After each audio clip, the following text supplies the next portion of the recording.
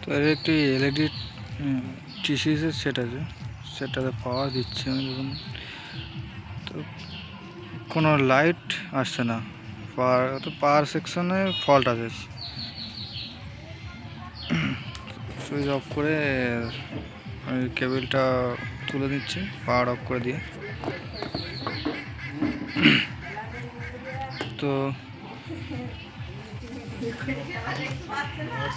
পিছনের এসি কর্ডটা আছে, সেটাও ঠিক আছে দেখছি। সেটটাকে খুলে দেখতে হবে কী হয়েছে। তো প্রথমে সেটটা আমি খুলি, তারপরে দেখছি।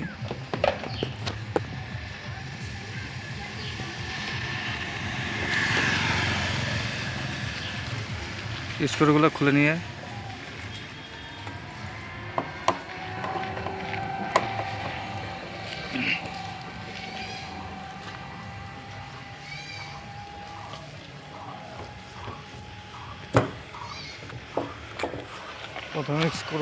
নিয়ে তারপরে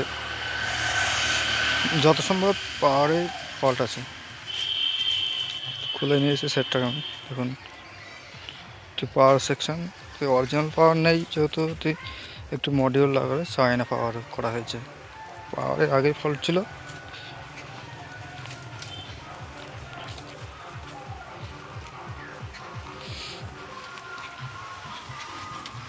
আমি দেখে নিচ্ছি কি প্রবলেম আছে মিটার দিয়ে।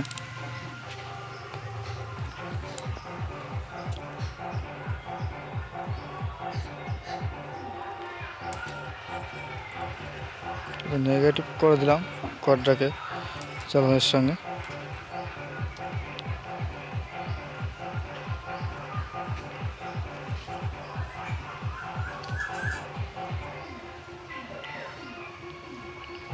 এক হাত দিয়ে ক্যামেরা করতে খুব অসুবিধা হচ্ছে।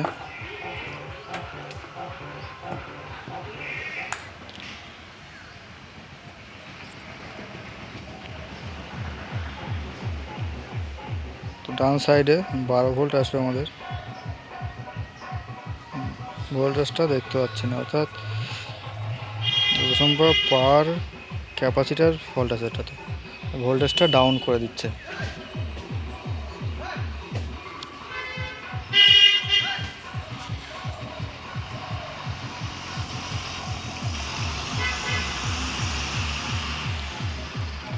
এদিকে তারগুলো পাওয়ারের কানেকশন সঠিকই আছে।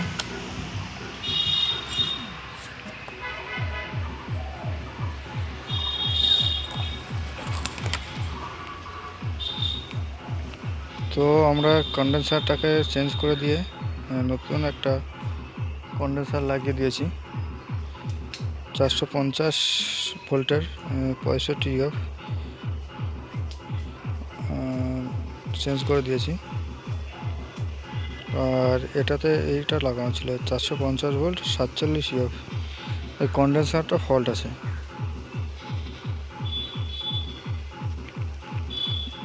এর সাথে সাথে যে চপার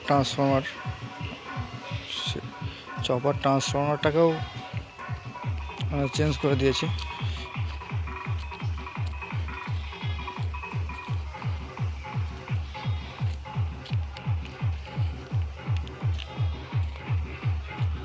তো লাইন দিয়ে দেখে নিচ্ছে রেডি হলো কিনা সেটটা।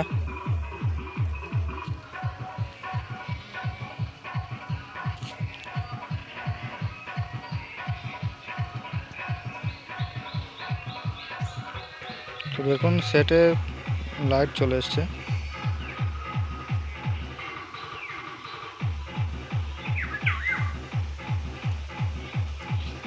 সেটটা উল্টো করা আছে, ওই জন্যে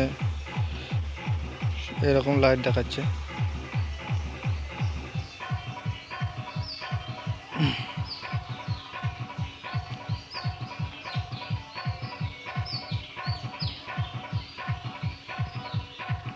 তো এই যে সে চপার ট্রান্সফরমার, যেটাতে ভোল্টেজ রেগুলেট করে।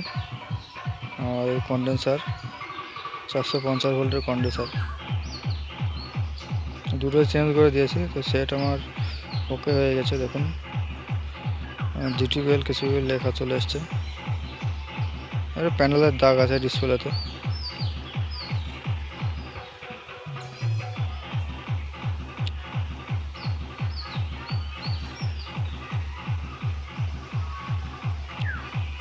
সেট আমাদের ওকে হয়ে গেছে।